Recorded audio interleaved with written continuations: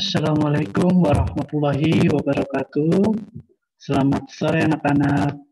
Baiklah, hari ini kita akan belajar materi tentang ide pokok. Nah, materi hari ini yaitu tentang ide pokok. Nah, pasti kita tidak asing dengan pengertian ide pokok.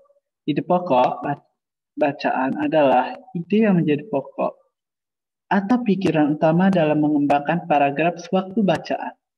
Jadi, ide pokok bacaan adalah inti bahas dari bacaan tersebut. Nah, kita sudah tahu bahwa ide pokok itu merupakan ide pokok ini bacaan adalah inti bahasan dari bacaan tersebut atau seluruh dari kesimpulan tersebut. Pembahasannya, ide pokok disebut juga dengan gagasan pokok atau gagasan utama. Nah, dalam suatu paragraf hanya terdapat satu ide pokok. Untuk mengetahui satu ide pokok, suatu bacaan adalah dengan mengetahui letak bacaan utama dalam satu paragraf. Apabila kalimat utama terletak di awal paragraf, disebut dengan paragraf deduktif. Yang kedua, apabila kalimat utama terletak di akhir paragraf, disebut dengan paragraf induktif. Apabila kalimat utama terletak di awal dan di akhir paragraf, disebut dengan paragraf campuran. Nah, dari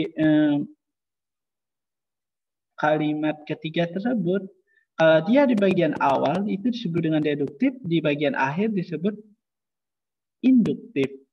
Dan kalau kedua-duanya terletak di awal dan di akhir disebut dengan campuran. Nah, perbedaan ide pokok dan kalimat utama. Nah, di sini terdapat perbedaan ide pokok dan kalimat utama. Kalau dia ide pokok terdapat dalam keseluruh bacaan, sedangkan kalimat utama terdapat dalam setiap paragraf. Bisa terdapat di awal paragraf dan atau akhir paragraf maupun di awal dan di akhir paragraf.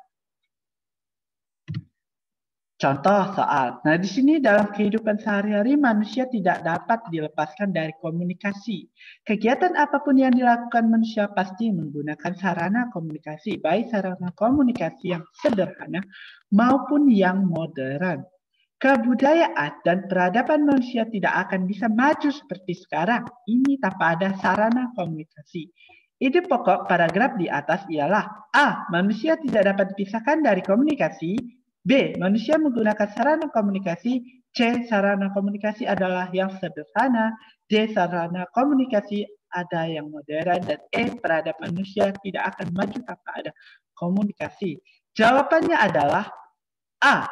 Manusia tidak dapat dipisahkan dari komunikasi. Anak-anak, mengapa? Di sini akan Bapak bahas. Nih, pembahasan jawabannya adalah A. Manusia tidak dapat dipisahkan dari komunikasi ialah ide pokok yang benar. Karena termasuk paragraf deduktif yang ide pokoknya terdapat di awal paragraf. Bapak kembalikan. Nah, di sini sudah dijelaskan bahwa di dalam kehidupan sehari-hari manusia tidak dapat dilepaskan dari komunikasi. Intinya pada dasarnya di sini terdapat pada jawaban A. Manusia tidak dapat dipisahkan dari komunikasi karena apa? Karena termasuk paragraf deduktif yang ide pokoknya terdapat di awal paragraf. Mungkin itu saja yang dapat Bapak sampaikan. Bapak akhiri. Assalamualaikum warahmatullahi wabarakatuh. Selamat menyaksikan dan selamat mengerjakan tugas-tugas yang Bapak berikan. Bapak.